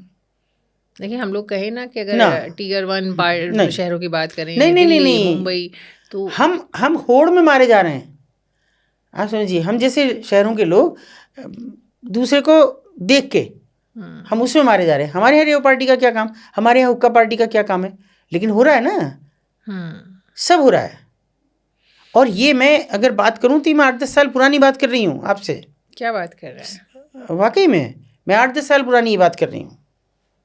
ये अलग बात है कि उसके बाद मुझे कभी सुनने को नहीं मिला, या हो सकता है फिर वो अखबारबाजी ना हुई हो, कि वो बंद हो गए हों मुँह सबके, या बड़े लोगों को का खतरा हो गया हो, क्योंकि बड़े लोगों का खतरा एक अलग तरह का खतरा है हम जैसे लोगों के लिए। कोई नहीं उसके बाद आया, वो महिला भी मुझे कभी नहीं मिली। बाद में सुना हमने कि उन सज्जन की जिनकी वो बीवी थी वो ट्रांसफ़र, स्वाभाविक बात है, अधिकारी तो कहीं और ट्रांसफ़र होकर चले गए। तो नहीं कर सकते आप इन चीज़ों को, तो आप रोक ही नहीं सकते। फिर इस तरह के केस में फिर आप कुछ कर पाए? मतलब आपने कुछ नहीं, हम उनका कुछ नहीं कर पाए। मैं बिल्कुल ये नहीं कहूँगी मैंने उनका कुछ किया, मैं कुछ भी नहीं कर पाई। हमने कहा कदम तो आपको उठाना होगा, हम तो तभी आपकी मदद के लिए होंगे, एक पैर तो आप उठाएंगी पहले, लेकिन वो कुछ भी उठाने को तैयार नहीं थी। हर चीज़ हम कैसे कर सकते थे। मैंने कहा कैसे आपकी क्या पार्टी में हम शामिल हो जाएंगे, आप बताइए कैसे जाएंगे। हमको तो वो एंट्री भी नहीं है वहाँ, 1 लाख रुपए फीस है, तो भाई हम 1 लाख रुपए तो बच्चों पे अपने पे खर्च करेंगे, हमारे स्कूल के बच्चे तो घर वापस आ जाएंगे, हम उनको कहाँ पे देंगे। जो नन्हे से बच्चे हमारे तो घर बैठा देगा स्कूल मैनेजमेंट। और फिर आई थिंक इस तरह की जो पार्टी होती है वो बहुत कोर ग्रुप में भी होती है। हाँ, जितना मुझे थोड़ा बहुत आइडिया है कि वो बहुत क्लोज, क्योंकि सबके साथ तो कर नहीं सकते, ना सबकी वाइफ और उनके हस्बैंड भी इस तरह से इन्वॉल्व होंगे, तो कोर ग्रुप होता है, उस कोर ग्रुप के अंदर ही ये लोग करते हैं इस तरह की चीज़ें। और ऐसे भी उसकी मेंबरशिप आप लेंगे तो उसके कुछ क्राइटेरियाज हैं, जैसे आप 40+ नहीं होने चाहिए, जब महिला हो, पुरुष 45 और महिला 40+ नहीं होनी चाहिए, 40+ के बाद नहीं। इसको थोड़ा आप डिटेल में बताइए, क्योंकि ये मुझे क्लियर नहीं हुआ कि ये जैसे 2 चीज़ें होती हैं। कई बार हम लोग जैसे किटीज़ भी होती हैं, जैसे मतलब मैं किटीज़ को इसके साथ नहीं कनेक्ट कर रही हूँ, लेकिन जैसे कि उसमें होता है ना कपल किटीज़, उसमें हस्बैंड वाइफ जाते हैं, सब साथ करते हैं, एक उस तरह में भी कई बार कुछ चीज़ सुनने को मिलती है कि शायद हो सकता है कि साथ में लोग रहते हैं, हस्बैंड वाइफ, वहाँ स्वैपिंग की बात हो जाती है। ये जो आप बता रहे हैं कि इसमें नियम है, तो ये बिल्कुल ये ना किटी है ना किसी और तरह की पार्टी, ये स्पेशली वाइफ स्वैपिंग है, जहाँ पे महिला 40 से ऊपर नहीं होनी चाहिए और पुरुष 45 से ऊपर नहीं होना चाहिए, उन्हीं की एंट्री है। वो कितना पैसे वाला क्यों ना हो, आप 10 लाख भी दो तो भी आपको एंट्री नहीं है। तो फिर ये कैसे पता चलता है, लोग कहाँ से आते हैं इसमें, ग्रुप में जुड़ते कैसे हैं? देखिए ग्रुप में वो बिल्कुल बिल्कुल स्पष्ट उन महिला ने कहा कि मेरे हस्बैंड तो भी 40 के भी नहीं है, और 40 के नहीं, वो तो 35 के भी नहीं थे उसके हस्बैंड, क्योंकि अभी तो उनका बच्चा ही छोटा सा था, 2-2.5 साल का, तो 5-6 साल शादी को हुए थे मुश्किल से। तो अगर वो इतने, फिर मैंने पूछा कि भाई बड़े लोग भी, कोई उम्रदराज आदमी आ जाए तुम्हारा, नहीं आने का है, क्योंकि 45+ तो है ही नहीं कोई, ये तो वहाँ का क्राइटेरिया है कि 45+ नहीं। वो किसी ना किसी के थ्रू आते हैं, डायरेक्टली तो कोई किसी का नहीं है। नहीं, डायरेक्टली उसमें तो कोई कहीं उसकी कोई पता थोड़ी है कहाँ जाओगे, किसी के ओके, जरिए तो आओगे। मतलब बेसिकली आप ये कह रहे हैं कि हाँ। एक तो वैसे हो गया जैसे मैंने कहा कि जैसे कपल किटी होती है तो उसमें कभी सुनी है वो कभी सामने तो नहीं आई, तो नहीं वो है, नहीं है। नहीं, ये बेसिकली नहीं, नहीं, यही काम यही, करने के लिए कि वाइफ हाँ, स्वैपिंग के लिए बस बाकायदा बस जिस तरीके से बस आप कॉल गर्ल्स के वो लिए बहुत हेक्टिक शेड्यूल्स होते हैं उनके पूरे हफ्ते, ये उनकी अपनी सोच है, बहुत उनको इतना ज़्यादा तनाव होता है, वो तनाव रिलीज करने का साधन है। किसी की दूसरे की बीवी के साथ सो जाओ तो तुम्हारा तनाव रिलीज हो जाएगा। बताइए कितना, और अपनी बीवी को दूसरे के पास भेज दो, ज़मीर तो नहीं है, देखिए वही खत्म हो एग्जैक्टली गया। ये तो मतलब मेरे पास तो हाँ। शब्द नहीं थे इस बातचीत को आगे बढ़ाने के लिए, इसीलिए मैं थोड़ी देर के लिए रुक गई। पर इससे अगर किसी को ऐसे ही जाना है तो जब आपके लिए मार्केट में ऑलरेडी अवेलेबल हैं जो कॉल हाँ। गर्ल्स होती हैं तो वो जाए। जाना ज़्यादा बेहतर है शायद इसके नहीं, मुकाबले। उसमें बहुत सारी दिक्कतें हैं। वो आपसे पैसा लेगी अलग से, दूसरा आप ये पैसे खतरा, की कमी तो होगी नहीं इन नहीं लोगों के वो पास। बेशक ना हो, होटल्स में जाना पड़ेगा, आपकी इज्जत दाव पे लगेगी। आप सीसीटीवी कैमरे की फुटेज में आएंगे, कल कोई हादसा हो गया तो आप वहाँ पकड़े जाएंगे कि ये हो गया, रेड हो गई तब भी आप कितना भी आप कुछ करेंगे लेकिन उसमें आप पकड़े जाएंगे, कहीं ना कहीं आ जाएंगे सामने। ये भी हो सकता है कि लड़कियां पता नहीं हाँ, कैसी हैं कैसी हैं, और बीमारी और 100 तरह के और भी खतरे उनको दूसरे दिखते हैं, तो वो नहीं। और ये फ्रेश गेम है, तेरा कुछ होगा तो मेरा भी, तू मुझे नहीं कहेगा मैं तुझे नहीं ब्लैकमेल करूंगा। वहाँ ब्लैकमेलिंग की भी स्थिति हो सकती है, यहाँ तो है ही नहीं, यहाँ तो कोई किसी को ब्लैकमेल ही नहीं कर सकता। और बीवी खुल के कहीं भी कह नहीं सकती, कहेगी तो उस पर इल्ज़ाम लगाना बहुत आसान है कि इसके खुद के ही हैं। हम लोग की देखिए ना बहुत सारी चीज़ों में ये आ जाता है कि घर परिवार, बहुत माँ बाप सारी, की मजबूरी, पेरेंट्स कैसे क्या कहेंगे, घर बचाना है, लोग क्या परिवार कहेंगे। बचाना है, बच्चे हाँ, अगर बच्चों हैं के तो साथ फिर उनके साथ क्या होगा, तो क्या होगा। औरतें बहुत सारे कॉम्प्रोमाइज़ फिर घर के नाम पे करनी शुरू हो जाती बिल्कुल हैं। बिल्कुल वो है। और ये कॉम्प्रोमाइज़ ट्रू कॉम्प्रोमाइज़ है, मतलब आप पहला नहीं होना कॉम्प्रोमाइज़ वहाँ चाहिए। करते हैं, दूसरा बच्चों के लिए और परिवार के लिए करते हैं, तो आपकी मजबूरी है। उनका कहना ये था कि मेरा वो जो पहली बार का एक्सपीरियंस है मैं उसे ज़िंदगी में नहीं भूलूंगी। मैं उसके सामने हाथ जोड़ रही थी, पैर पकड़ रही थी कि आप बाहर कह देना कि ऐसा सब कुछ हुआ है, लेकिन ऐसे मत करो मेरे साथ, मेरी इज्जत चली जाएगी, मैं किसी को मुंह दिखाने लायक नहीं रहूँगी। तो बोले मेरी बीवी तो है किसी के पास। इतना सपाट जवाब था उनका, जैसे उन्हें कुछ मतलब नहीं, उन्हें केवल इस काम से मतलब था मेरे साथ, कोई इमोशंस नहीं थे, कोई कुछ चीज़ नहीं थी उनके पास। और फिर वो मुझे महिला कभी मिली भी नहीं। मैंने उनसे कहा सॉरी, आप आगे आएंगी बेटा तो मैं कुछ कर पाऊंगी, नहीं तो मैं नहीं, खुल के तो आना पड़ेगा। बोले मैं नहीं आऊँगी। जी कैसे? देखिए अभी तक की जो हमारी बातचीत है उससे कुछ चीज़ें तो क्लियर हैं। सबसे पहले तो ये कि जितने हम बात कर रहे हैं इसमें सबसे पहले तो पैसा इन्वॉल्व है। पैसा, अगर हम लोग दुबई की बदनाम पार्टी की बात करें तो वहाँ पे लग्जरी इन्वॉल्व है, क्योंकि ये मैंने जितना पढ़ा समझा जाना नहीं लग्जरी नहीं है, पैसा भी है। वो बताया जाता है ना कि शेख बहुत पैसा देते हैं। एग्जैक्टली पैसा के बाद लग्जरी से मैंने लग्जरी का इस्तेमाल किया कि और ज़्यादा, क्योंकि नॉर्मली जिन इन्फ्लुएंसर्स को या मॉडल्स को या उस तरह की लड़कियों को बुलाया जाता है उनको पहले बहुत महंगे महंगे गिफ्ट दिए जाते हैं। जैसे जिस केस के हमने शुरुआत में बातचीत की थी, मारिया का केस जो था, उसमें भी यही था कि उसको पहले बहुत सारे गिफ्ट दिए गए थे, महंगी महंगी चीज़ें भेजी गई थी उसके पास, और शायद उसी से खुश होकर कह लीजिए या जो भी उसी के लालच में आकर के वो, लालच में आकर के वो चली गई कि शायद वहाँ और बढ़िया होगा, और फिर जो कुछ हुआ वो हम खबरों के माध्यम से हमारे तक पहुँची बातें। और दूसरी चीज़ आती है सामने की पैसे और लग्जरी की बात, दूसरी चीज़ आती है कि जो आजकल का सो कॉल्ड नया ट्रेंड है माई बॉडी माई चॉइस, उसकी वजह से। तीसरी चीज़ आती है कुछ आप जो हमने पारिवारिक मजबूरियाँ कह लीजिए कुछ मामलों में जहाँ पे लगता है कि आप नहीं चाहते करना, चॉइस है लेकिन हो रहे हैं। तो कुल मिला के कह सकते हैं कि पार्टियां जो हैं वो कहने के लिए पार्टी, मतलब सारी नहीं, पर ये बहुत सारी पार्टियां जो हैं हर तरह की हैं। जी। आई एम ए प्राउड रंडी। डोंट टेल मी, मैंने नहीं सुना है सारे। आप देखिए, खोल के देखिए, लड़की है वो जो कहती है मैंने कहा है कि शर्म करो, और उसको उसके ग्रुप में सैकड़ों लड़कियां जुड़ रही हैं, मी टू। समझिए, पता नहीं है कि रंडी होना होता क्या है, नहीं जानती ना भी कि क्या होता है। जानती नहीं तो फिर लिखेंगे कैसे? नहीं तो वो उसकी कड़वी सच्चाई नहीं जानती ना, उसका अंधेरा पक्ष नहीं जानती ना, वो गलीज जिंदगी को नहीं जानती ना, इसलिए प्राउड कर रही हैं। सिर्फ इसलिए कि सोशल मीडिया पे छा जाए, कहीं आगे बढ़ जाए, लोग जाने हमें, पैसा आए हमारे पास, इसलिए प्राउड रंडी आप हो गई।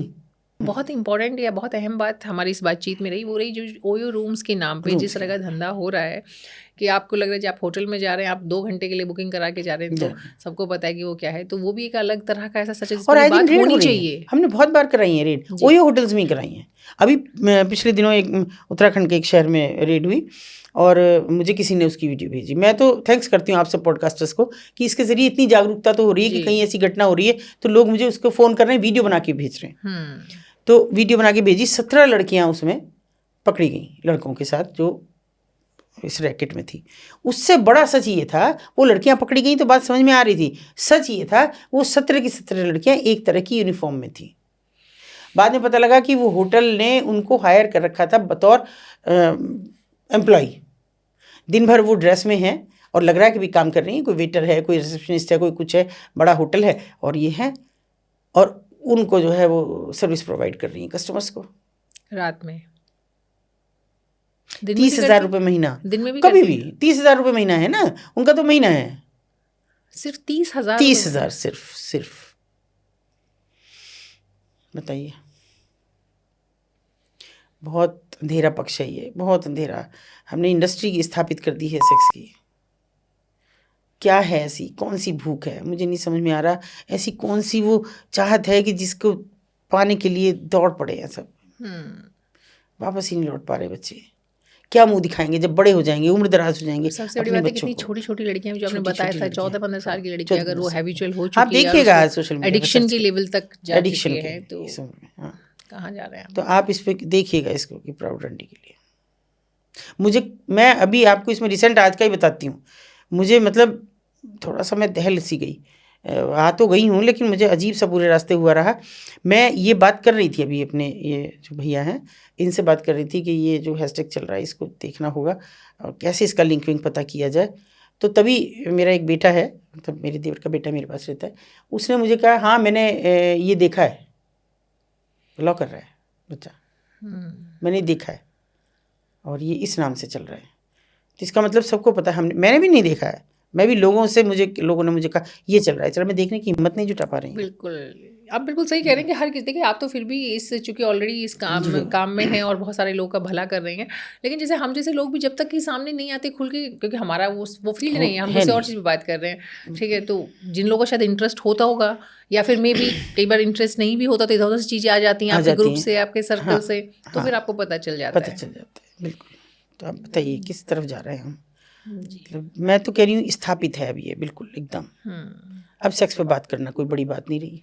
नहीं, बात करने में खराबी नहीं है, लेकिन जिस तरीके से हो रहा है उसके नाम पे, जिस तरह से लड़कियों को उसमें शामिल किया जा रहा है, अपनी बॉडी अपनी माई चॉइस के नाम पे किया जा रहा है, और फिर अल्टीमेटली उसका रिजल्ट क्या है, सबसे बड़ी बात ये है। आप जितने केस आपके पास आते हैं उनमें से कितनी लड़कियां ऐसी होती हैं जो कि आपको लगता है कि वाकई मतलब खुश हैं इस चीज़ के साथ, या फिर इससे निकलना चाहती हैं? तो निकल ही नहीं सकती। मैंने बताया, मैं जिस बच्ची की बात कर रही हूँ उसी करती हूँ, निकल नहीं पाई, शादी भी नहीं हुई, बस ऐसी ज़िंदगी कहीं कट रही है। माँ बाप ने भी अपने हाल पे छोड़ दिया, जो चाहे करें। और फिर नया एक तो ये भी मैं तो कह रही हूँ, पता नहीं लोगों को बुरा लग रहा है, बहुत लोग मुझे कहते भी हैं कि मैं कहती हूँ अभी ट्रेंड तो चल रहा है कि देर से शादी और जल्दी से तलाक, है ना। कभी हमारी मदर कहती थी कि छोटी उम्र में लड़की की शादी करो तो ऐसे है कि जैसे छोटे से पौधे को उखाड़ के दूसरी जगह लगा दिया तो पनप जाएगा, लेकिन आप बड़ा होकर उसको जड़ें उखाड़ोगे तो टूट जाएंगी जड़ें वहीं, फिर नहीं पनप पाएगा वो हो रहा है। तो चूंकि अभी आपने बताया कि जो पार्टीज़ के नाम पे होता है, अब पार्टीज़ में एक और चीज़ जो सो कॉल्ड पार्टी से जुड़ी हुई तो नहीं है, लेकिन जो सोसाइटी के हायर सोसाइटी के हम बात कर रहे थे, बीच में जिक्र हुआ था, वाइफ स्वैपिंग की बात हुई थी। हालांकि आपने तो एक ऐसा कड़वा सच बताया कि वो सिर्फ हायर सोसाइटी में नहीं है, अब छोटी जगहों पे भी ये चीज़ आ रही है। बट अगर हम हायर सोसाइटी की बात करें तो वहाँ पर एक और चलन होता है, वो है एस्कॉर्ट्स का, राइट। अब ये एस्कॉर्ट्स में और प्रोस्टिट्यूट में क्या डिफरेंस है? सारा ही है, कहीं से कहीं मैच ही नहीं होता। प्रोस्टिट्यूट है वो जो बहुत जिल्लत की मारी हुई हैं, जिनका अपना कुछ भी नहीं है, ना कहने की भी नहीं है, वो किसी को ना नहीं कह सकती।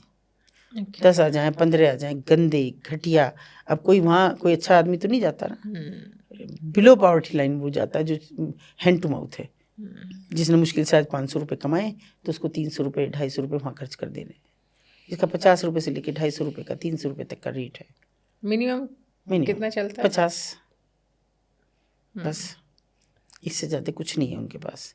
ये प्रोस्टिट्यूट है। एस्कॉर्ट तो मुंह मांगी कीमत है उनकी। वो सड़क पे खड़ी हैं, पोल पे खड़ी हैं, रेड लाइट्स पे खड़ी हैं, तो उनको ज़्यादा बेटर पता है रेड लाइट एरिया क्या है।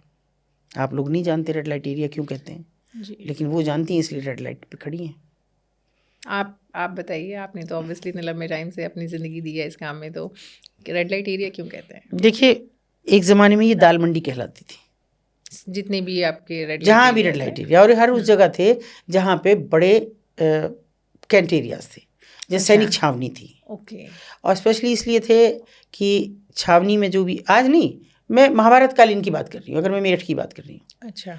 तो इसलिए कि सैनिकों का बरसों बरस कहीं जाना नहीं है, बीवी बच्चों के पास जाना नहीं है, सबकी नैसर्गिक ज़रूरतें होती हैं, उनके लिए ये बसा दिए गए। और बसाने के बाद में ये था कि भाई सैनिक जाए अपनी ज़रूरतें पूरी करे, तो भागेगा नहीं, गाँव नहीं, घर नहीं जाएगा, फ्रस्ट्रेट नहीं होगा, तो वो हर उस जगह बसाए गए जहाँ हर ज़रूरत का सामान उपलब्ध हो, थोक में, दाल सब्जी, और अक्सर दाल मंडी उसको कहलाने शुरू हो गया। चाहे वो बनारस में हो, बनारस दाल मंडी हो। दाल मंडी का मतलब ही दाल मंडी ये था कि भाई ये है, कबाड़ी बाज़ार मेरठ का हो या यहाँ का हो। अब वो जब अंग्रेज़ों का टाइम आया तो उनको लगा कि इसमें कुछ शायद गड़बड़ है। उनके सैनिक जा तो रहे हैं, पर वो कहीं कुछ ऐसी चीज़ ना कर दें जो अंग्रेज़ों के लिए हित में ना हो।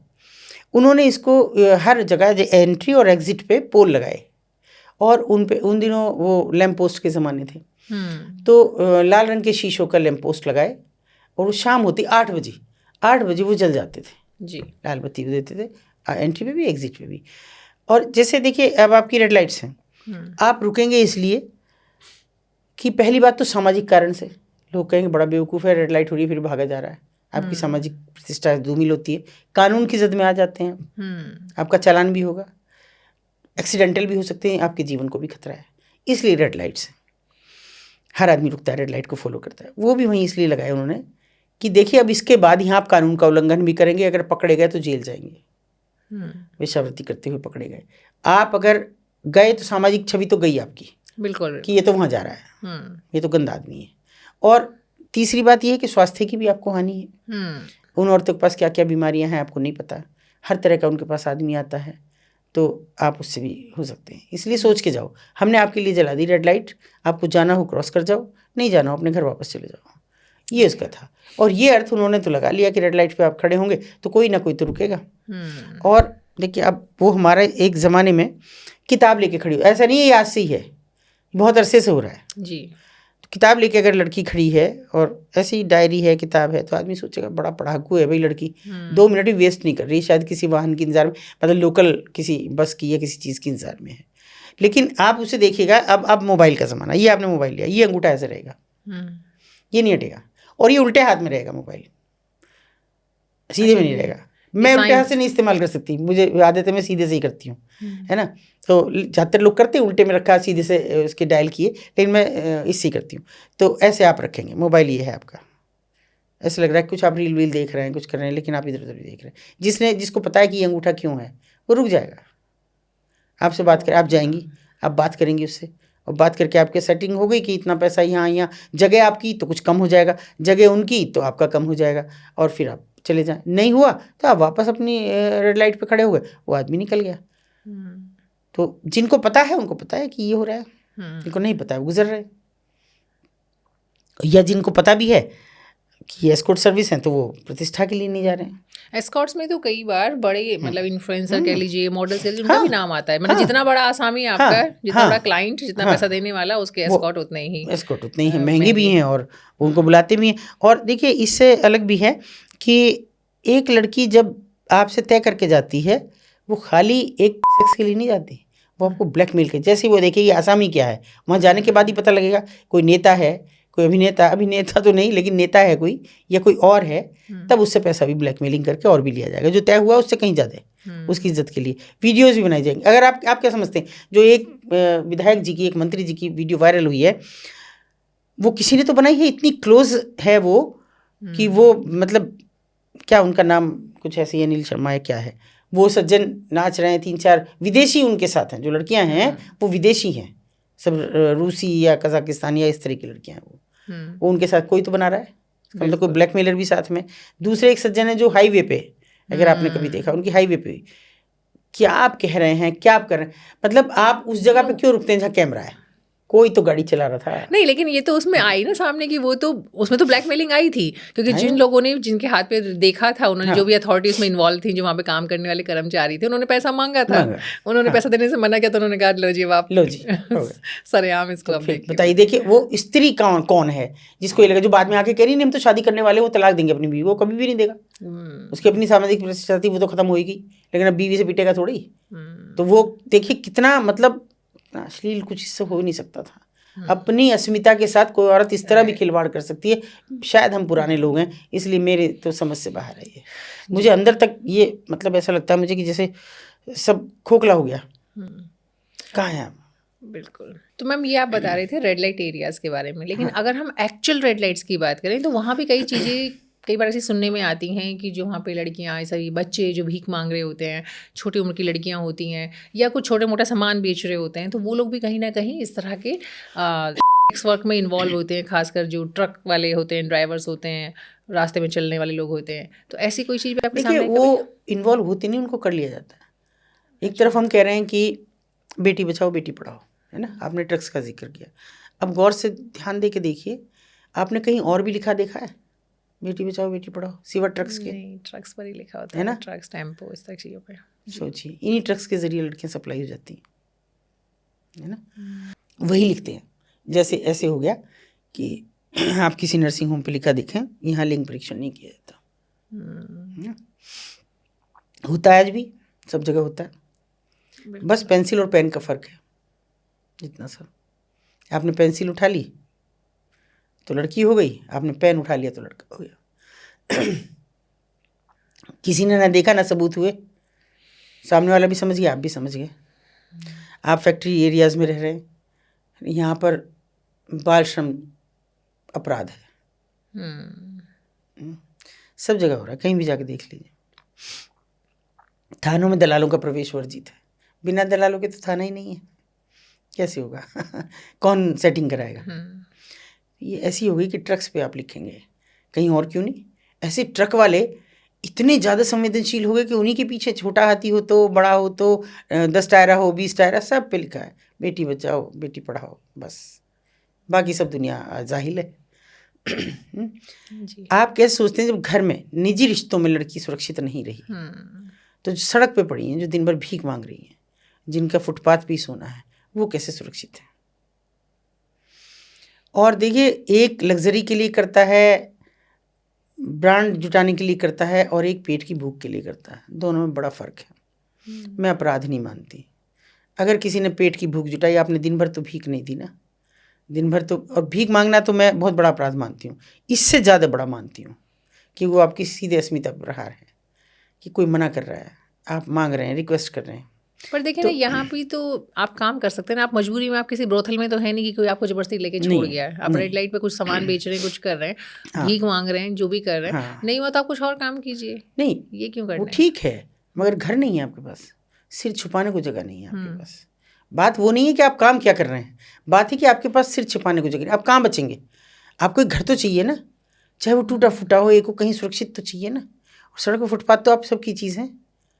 फुटपाथ का मतलब ये है कि फुट है उस पर हर किसी के, वो पैरों के रास्ते हैं, तो आप तो कुचले जाएंगे ही।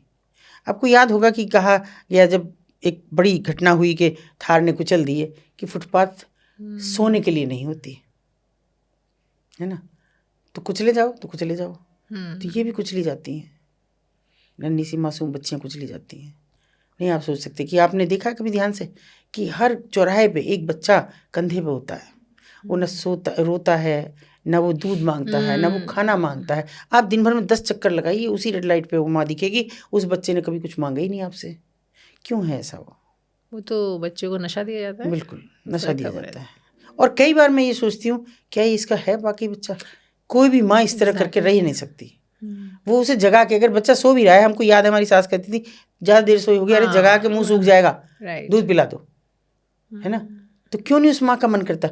उसको कुदरत ने भी दिया है ना दूध, तो नहीं है तुम्हारे पास इस समय पैसा, कोई बात नहीं, छाती में दूध जब भी आएगा बच्चे को देख के तो आप उसे पिला सकती हैं। लेकिन नहीं, पूरा दिन आप उसे कंधे, उसको गर्मी नहीं लगती, सर्दियों में उसको सर्दी नहीं लगती, कुल मिलाता भी नहीं है वो।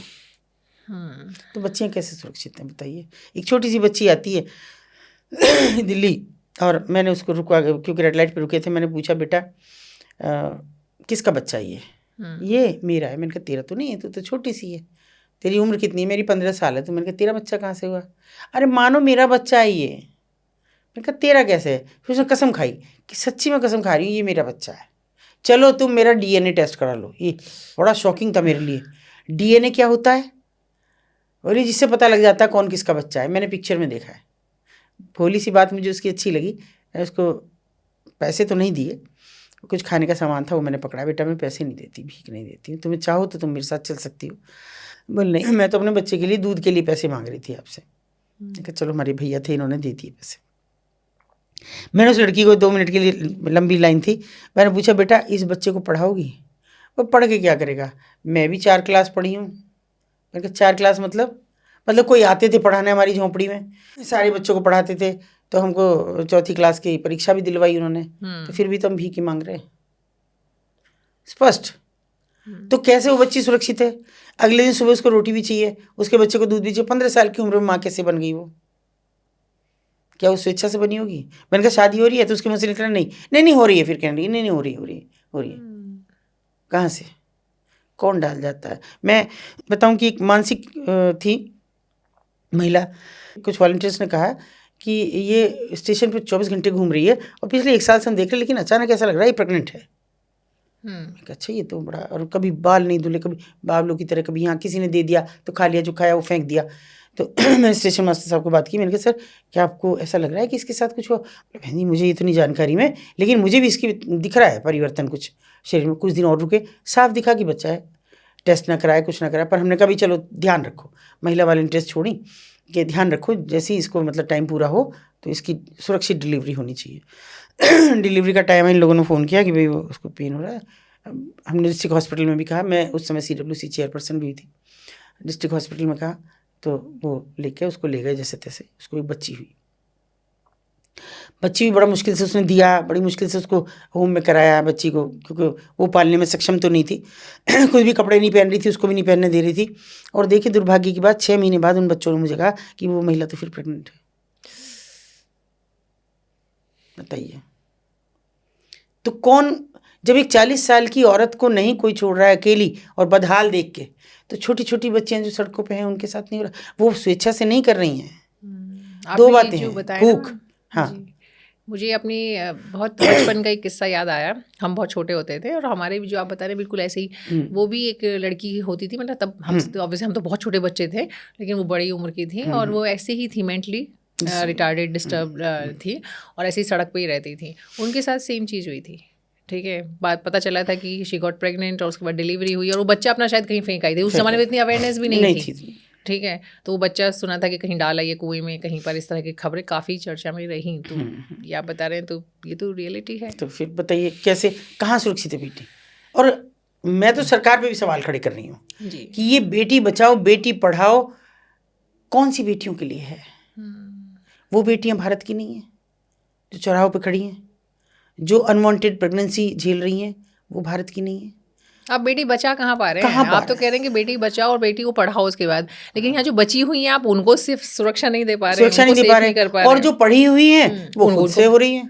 बिल्कुल, उनमें भी दोनों ही तरह के लोग हैं। उनमें भी ऐसे वाले भी हैं जो पढ़ते हैं तो उसका मिसयूज भी हो रहा है, वैसे भी जिनका उनका पढ़ने लिखने के बाद भी मिसयूज हो रहा है, जो आपने भी बताया वाइफ स्वैपिंग तरह के केस में, जहाँ कुछ नहीं कर पा रही है, एजुकेटेड महिलाएं हैं वो। जी, एक चीज़ बताइए मैम कि चूँकि आपने तो इतना लंबा टाइम तक इतने सारे लोगों को निकालने में मदद की है इस गंदगी से, कोई ऐसा केस जो आपको लगता हो कि सबसे अलग था, हटके, और जिसको लगता है कि इसने आपको इस चीज़ को, कहते हैं ना, एक सेटिस्फेक्शन दिया कि ये मैं नहीं करती तो क्या होता, इस तरह का कोई केस?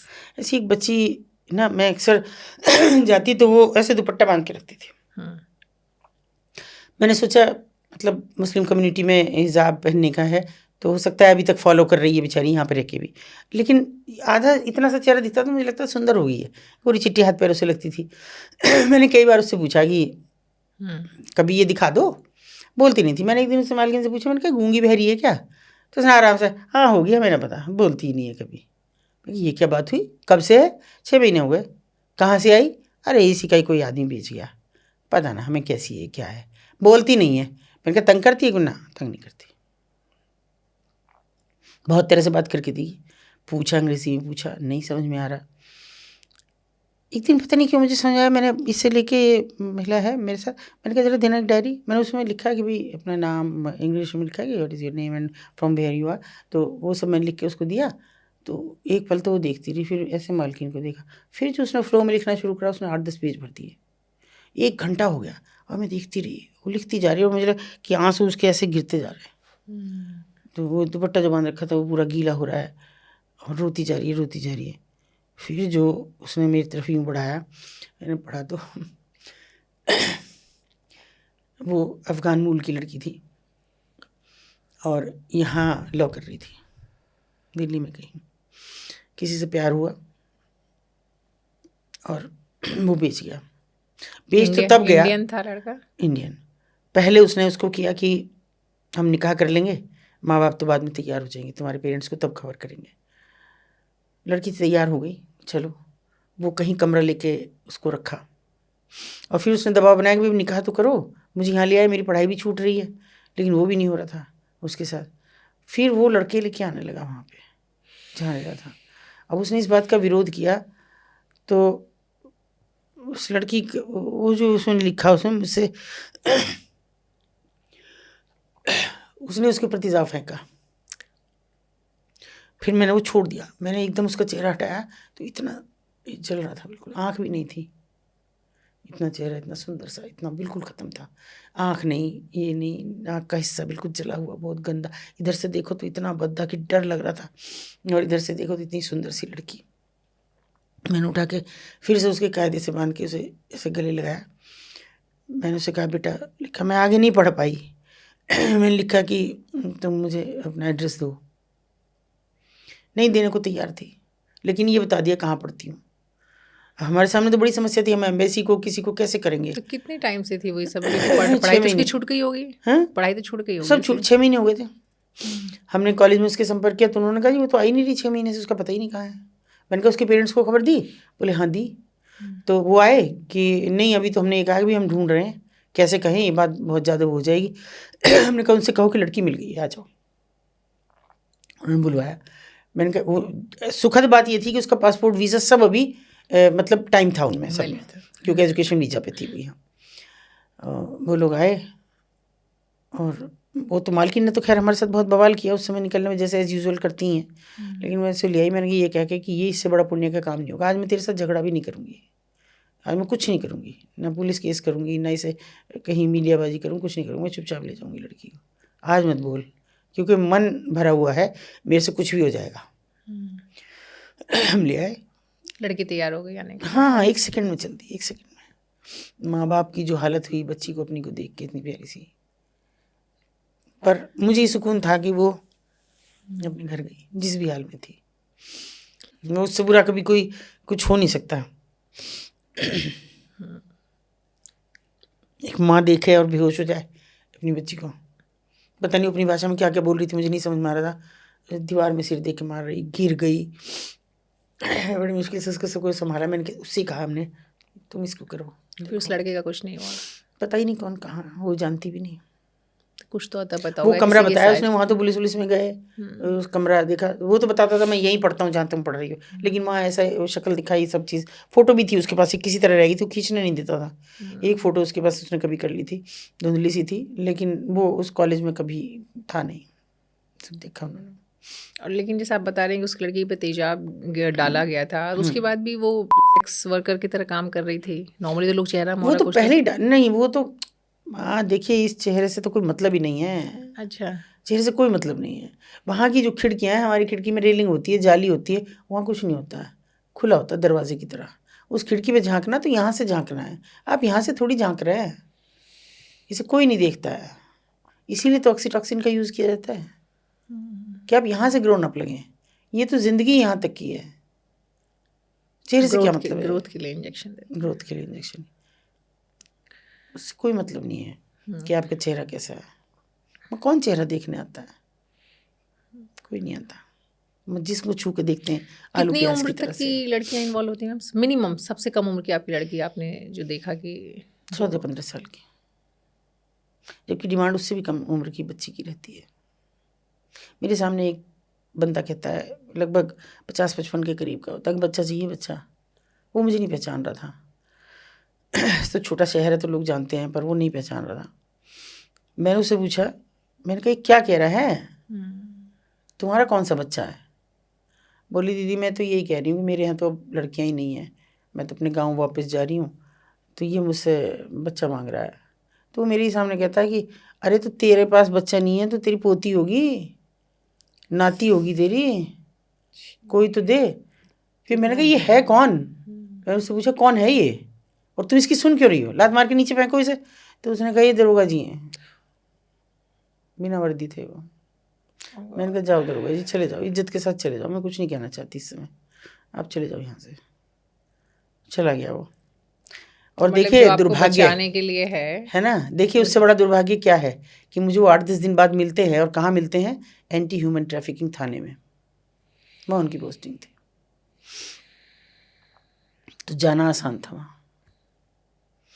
ऐसे तो पुलिस जा नहीं सकती, एंटी ह्यूमन ट्रैफिकिंग की तो जा सकती है, वो तो देखने के नाम पे भी जा सकती है। तो उन्होंने मुझे देख के ऐसे हाथ जोड़े। अरे मैंने कहा हट, मैं तो तेरी शक्ल भी भूल जाना चाहती हूँ कि तुझ जैसा आदमी भी होगा। तो ये तो वही तेरे वाली बात रिटायरमेंट हुई की ना तो कि जो नज़दीक आपका आ रहा रक्षक है वही आपका भक्षक है, है। भक्षक है। हट। पर ऐसे लोग के लिए कभी नहीं आपने कोशिश की कि इनकी कंप्लेन की जाए, बताई होता है जाए? कुछ, नहीं कैसे होगा, साबित लेकिन खुद करेंगे? को तो सेटिस्फेक्शन होगा ना कि सही। मैंने ही तो कोशिश नहीं की ना अपने लिए, जब कुछ नहीं मैं होता, मैंने बहुत देखा है, बहुत बहुत करके देखे हैं। मैंने इतना करके देखा है कि अपने ऊपर 25-25 मुकदमे झेले हैं। जब मैं एक बच्ची को सिक्योर करती हूँ, अगले दिन मुझ पर एक मुकदमा होता है। कौन करता है? पुलिस वाले, प्रशासन वाले। क्यों? अरे सबके अपने हित हैं सब। देखिए वो सब स्टेक होल्डर्स हैं सब। मैं तो खुल के कहती हूँ मार दो, अब तो मरने की उम्र है, कोई जिंदा रहने की उम्र थोड़ी है। इतने सालों में डरी, भरी जवानी में डरी, अब क्या डरूंगी तुमसे। किस तरह का मुकदमा? बहुत है, एब्डक्शन, मारपीट, मैं पैसे मांगती हूँ, मैं ये करती हूँ। ये अलग बात है कि वो हाथों हाथ खत्म होते हैं कि भाई क्या है ये, क्या है ये, क्या बकवास है। अच्छा ये बताइए, चूँकि जब इस तरह की कोई लड़की को जब आप वहाँ से छुड़वाती हैं, तो जो उसकी ब्रोथेल की जो इंचार्ज होती हैं, क्या क्या क्या शब्द होगा उसके लिए, क्या बोलते हैं, मालकिन? ब्रोथल ओनर होती हैं, जी। ब्रोथल कीपर 2 तरह की होती हैं। जी। कीपर होती है वो जो चलाती है, ब्रोथल ओनर वो है जिसकी बिल्डिंग है। ओके। जो भी है, मतलब जो उसमें इन्वॉल्व है, जो उसकी इंचार्ज है वहाँ पे, तो वो आसानी से जाने देती है? नहीं, कैसे, क्या बात कर रहे हो? नहीं, जैसे आपने इस केस में भी बताया हमें कि आपने नहीं, इसमें तो चलो मैंने रिक्वेस्ट की उससे, उसको भी लग गया था कि ये बात, मैंने कहा बात बहुत दूर तक जाएगी, ये विदेशी लड़की है, तुम मारी जाओगी, बता रही हूँ मैं। और मैंने कहा मैं विदेशी अधिनियम में तुम्हारा इलाज कर दूंगी इसमें फिर।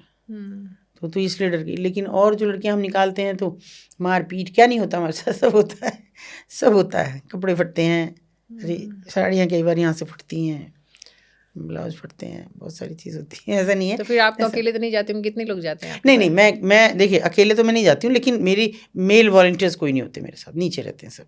अच्छा। हाँ, लेकिन बड़ी सपोर्ट मेरे साथ रहती है हमेशा मीडिया। मैं ना भी बुलाऊं तब भी आते हैं।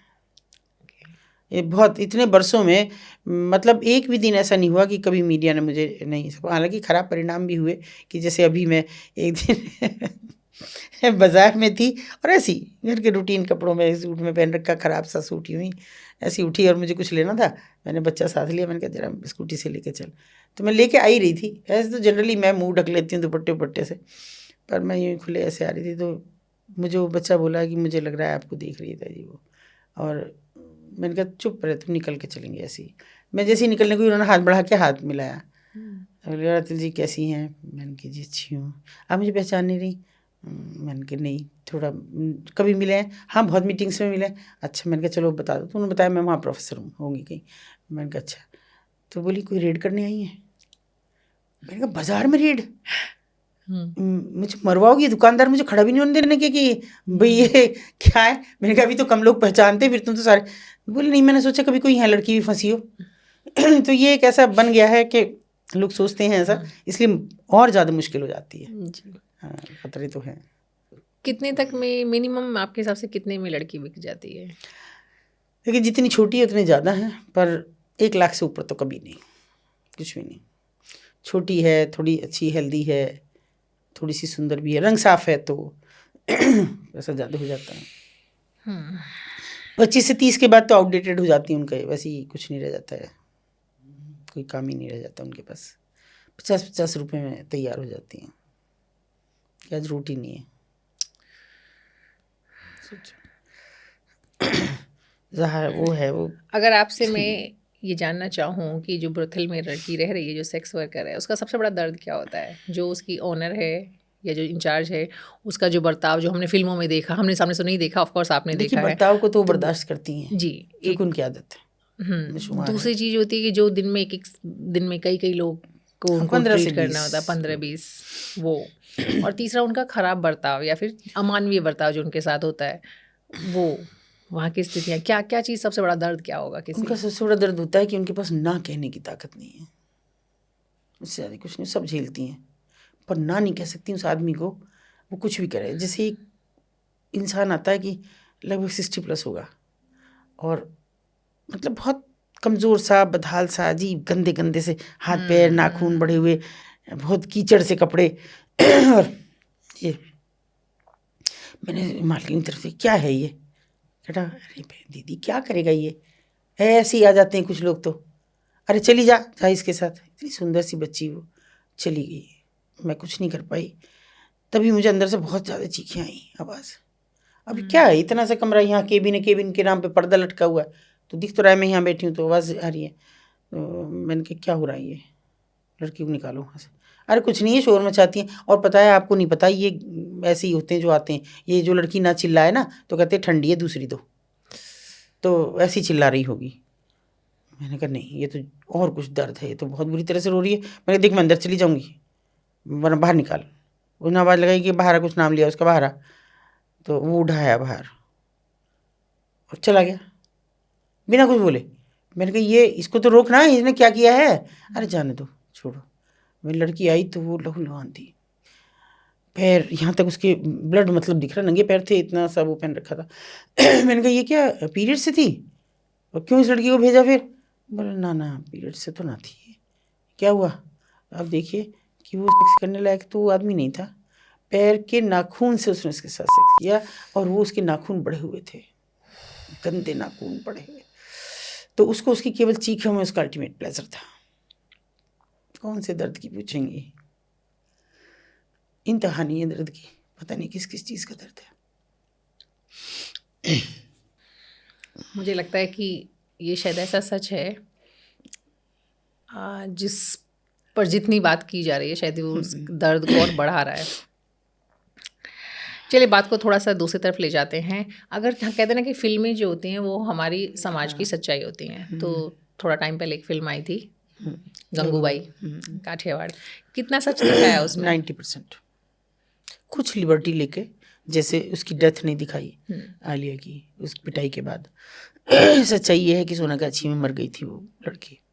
अच्छा, इतना मारा कि वो अंदर ही मर गई थी और वो निकल के चला गया। जब पता चला, जब लड़की उठ के ही नहीं आई, कि वो तो मर गई, इस कदर मारा। उसको सेक्स नहीं करना होता था, वो मारता ही था और कुछ नहीं था। और वो जो कभी मैंने इतनी 32 सालों में मैंने कभी उनके यहाँ रोशनी नहीं देखी। वो एक टिमटिमाता सा बल्ब, मैंने कभी बाजार में बल्ब बंद हो गए, लगा लिया करो। अरे कौन यहाँ बल्ब में क्या देखता है, छोड़ो ना दीदी, ये कौन सा कोई कुछ देख के थोड़ी इसको पसंद करके लेके जाते हैं, कुछ नहीं है। गए, गिरते पड़ते जाओ, गिरते पड़ते निकल आओ, और 10 से 15 मिनट आप रुक नहीं सकते उससे ज़्यादा।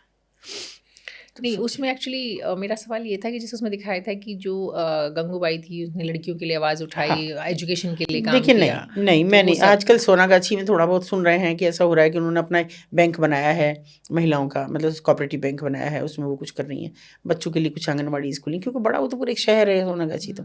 लेकिन ऐसा नहीं है, ऐसा बिल्कुल भी नहीं है। हाँ, वो ये है कि जो गंगूबाई एक्चुअल में थी वो नेहरू जी से मिली थी, उनसे मुलाकात की थी। वो तो अपने उसको बचाने के लिए की थी ना, कि अपने उसको बचाने के लिए। हाँ, लेकिन ऐसा नहीं है कि बच्चों के लिए आवाज़ उठाई उस ज़माने में होती तो बच्चे पढ़ते होते। आज मेरे यहाँ के बच्चे पढ़ते हैं, मैं गर्व से कहती हूँ मेरे बच्चे हाईली एजुकेटेड हैं।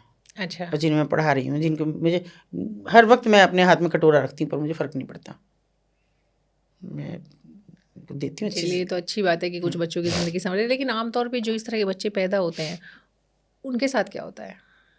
देखिए, पहला बच्चा तो पैदा होने दिया जाता है, वो नहीं होगा तो औरत रुकेगी ऐसे, माँ तो माँ है, उसको छीन लेंगे आपसे। फिर जब आप पे 200 हों, आप मिल लो, जब बच्चे से मिलना, चाहे हर रोज़ मिलो, आपके पास 200 रुपये हों तो। अपने ही बच्चे से मिलने के लिए 200 रुपये देने पड़ेंगे? हाँ, तो वहाँ बच्चे की देखभाल कौन करता है? कौन करता है? हो जाएंगे ऐसे ही पल के बड़े, पड़े हैं, दूध दे दो, कुछ डाल दो आगे, खाते खुद बड़े हो जाते हैं। 1 साल का बच्चा तो सब कुछ खाना पीना सीख जाता है, कोई नहीं देखता है। रोएंगे तो मारेंगे, बहादुर रखे हुए हैं जो मारते हैं, डांट देंगे। छोटा बच्चा भी जानता है मार को तो। और वो एक तरह की टेंशन है जिसमें वो रह रहे हैं कि रिटेन कर दिया गया है उनको तो। बस बड़े होंगे तो आ जाएंगे वहाँ, थोड़ा बड़े हो जाएंगे, क्योंकि फिर लड़की को वो टैक्ट सिखाने हैं, लड़का है तो ग्राहक बुला के लाएगा।